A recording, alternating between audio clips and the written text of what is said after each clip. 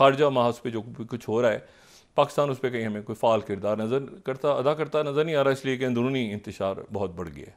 ठीक है, तो लेकिन ज़ाहिर है कि हम दुनिया में रहते हैं तो हम तो डिस्कस तो करना है ना हमने कि क्या हुआ, क्या बना। मतलब गज़ा में जो 33,000 के करीब इंसानी जानें चली गई हैं, तो उस पर मतलब बहुत कुछ मेरे जहन में था कि शायद इन दिनों में या पिछले कुछ महीनों में शायद चीज़ें दुरुस्त होकर हम एक आगे बढ़ेंगे तेज़ी के साथ, लेकिन वो बदकिस्मती से और हम ये कल वाले जो ख़त लिखा गया उसके बाद और हम पेचीदा मामलात में उलझ गए हैं। अब अभी कब इससे निकलेंगे, कैसे निकलेंगे, ये अब देखना है। दूसरी जो बात है, और ये अब ये बड़ा अजीब सा मामला है इस वक्त, मैंने कहा ना कि इसको ये बड़ा बहुत बदमज़गी है, और देखते हैं कि वहाँ से क्या फ़ैसला आता है फ़ाइज़ साहब का। जो अमेरिका है, जो गैलेंट हैं इसराइल के वज़ीर ख़ारजा, वज़ीर दिफ़ा, वो गैलेंट जो हैं वो हैं अमेरिका में। कल उनकी मुलाकातें हुई जैक सुलिवन से और एंथनी ब्लिंकन से, सेक्रेटरी ख़ारजा और NSA से, और फिर उनकी मुलाकात CIA के चीफ विलियम बर्न्स से हुई, और फिर उनकी मुलाकात हुई जो है वो ऑस्टिन लॉयड से, जो कि सेक्रेटरी दिफा हैं। अब उस मुलाकात का जो एलामिया आया है, तो मुलाकात उसमें हुई, और मुलाकात का जो एलामिया है US डिपार्टमेंट ऑफ स्टेट, अगर हम दिखा सकें 11वीं स्लाइड, तो उनकी मुलाकात हुई वज़ीर दिफा की, और उसमें उन्होंने जो बयानी आता है तो उसमें कहीं हमें दोबारा सीज़ फायर का जिक्र नहीं है। इसमें सीज़ फायर नहीं है, कहीं सीज़ फायर होती है, कहीं सीज़ फायर नहीं होती, कहीं इसमें बयानी में सीज़ फायर नहीं है, बल्कि ये है कि जो 6 महीने हो गए हैं close cooperation between two leaders. अच्छा, और ये जो है ये इंसानी जानों का ज़िया नहीं होना चाहिए, और डिफीटिंग हमास को शिकस्त देनी चाहिए, शेयर्ड इंटरेस्ट है, और साथ ही उसमें जो है वो मतलब है कि इस तरह की बातें हैं। ठीक है, अच्छा, अब ये नहीं पता कि उन्होंने असला लेने के लिए अमेरिका गए थे, तो अमेरिका असला दे रहा है कि नहीं दे रहा, ये अभी तक वाज़ेह नहीं है, लेकिन ये है कि उसमें सीज़ फायर का जिक्र नहीं है। अब ये इस पे अमेरिका का जो नुक्ता नज़र है वो ये है कि ये जो करारदाद मंजूर हुई है ये नॉन बाइंडिंग है, यानी इसराइल पाबंद नहीं है इस करारदाद के अल्फाज के मुताबिक कि वो जंगबंदी करे। ये नॉन बाइंडिंग है, आर्टिकल 25 है कोई, उसके तहत ये नॉन बाइंडिंग है। इसराइल पे ज़बरदस्ती नहीं हो सकती कि वो उसको दुनिया जो है मजबूर करे इस बात पे कि भाईजान आप ज़रा ये जाहिरियत से रुकें। अच्छा, अब ये जो मामला है ये हो गया है बड़ा अजब सा, इसलिए कि ये जो है वो मतलब ये तो किसी की तवक्को में ही नहीं था कि ये नुक्ता नज़र भी सामने आएगा। अच्छा, इसके ऊपर जो है वो रशिया का रिएक्शन आया है, रशिया और चाइना का, और रशिया और चाइना का रिएक्शन ये है, यहाँ पर मैं टर्किश न्यूज़ एजेंसी को कोट कर रहा हूँ, 12th और 14th स्लाइड हम दिखा सकें।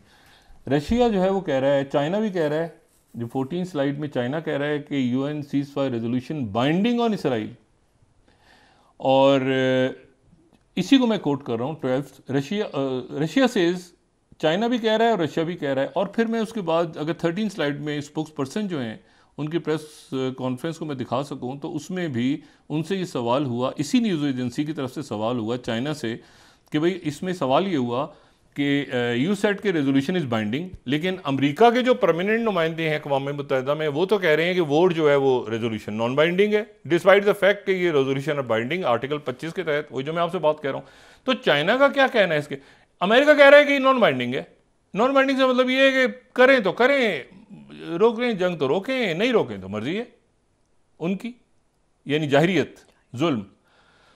उसके ऊपर जवाब उनके जो स्पोक्स पर्सन का है वो ये है कि भाई आई जस्ट मेड क्लियर कि China's position, security council resolutions are binding, we call on the parties concerned to fulfil their obligations, United Nations charter, we expect the state with the significant influence to play a positive role in party concern। ठीक है, use necessary ये वो फलाना, implementation support. ये China ने ये stance ले लिया पिछले 24 घंटों में, और ये जो है ये स्टांस जो है ये रशिया ने भी ले लिया कि ये तो बाइंडिंग है।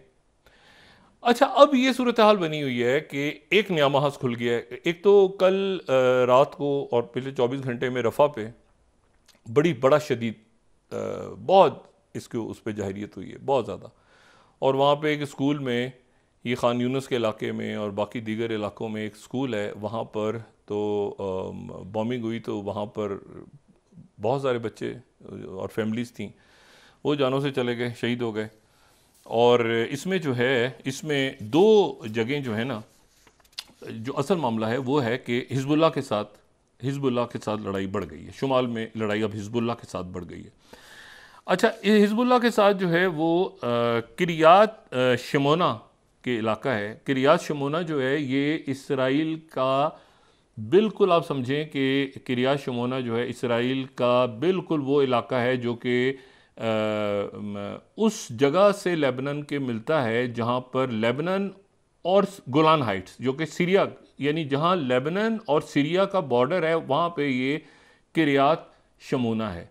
अच्छा, किरियात शमोना को किरियात शमोना इसलिए कहते हैं कि ये यहाँ पे 8 लोग 1920 में मारे गए थे। एक लड़ाई हुई थी अरबों की, फ़लस्तीनियों की, अरबों की इसराइलियों के साथ, और उसमें 8 लोग मारे गए थे। उसमें से एक का नाम था जोसेफ ट्रम्प पेल्डोर।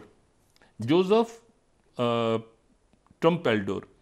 ये जोसेफ ट्रम्प पेल्डोर जो है ये सल्तनत उस्मानिया में काम करता था, रशिया के लिए, रशियन एजेंट था ऑटोमन एम्पायर में, और फिर मॉस्को भी गया, फिर वापस आया, फिर लड़ा। तो जब ये लड़ाई हो रही थी यहाँ पे, तो उस लड़ाई में 1920 में ये मारा गया, तो उसकी यादगार भी वहीं पर है। और इसने वहाँ पर एक छोटा सा ग्रुप तश्कील दिया था। इसकी बड़ी इंपॉर्टेंस है इसराइल की हिस्ट्री में, क्योंकि ये वहाँ मारा गया था, इसी जगह पे।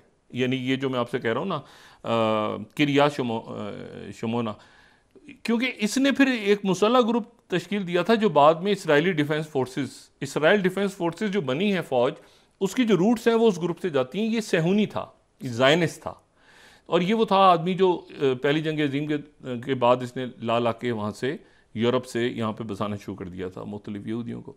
अच्छा, एनीवे, तो इसकी अब वहाँ पर ये लड़ाई शुरू हो गई है। वहाँ पर हिजबुल्लाह ने बॉम्बिंग की है, लेकिन उन्होंने बॉम्बिंग की है और रादिया कमांड सेंटर। लेकिन उससे पहले जो है वो हिबैदिया का जो इलाका है, हिबैदिया है लेबनान के बिल्कुल जनूब में।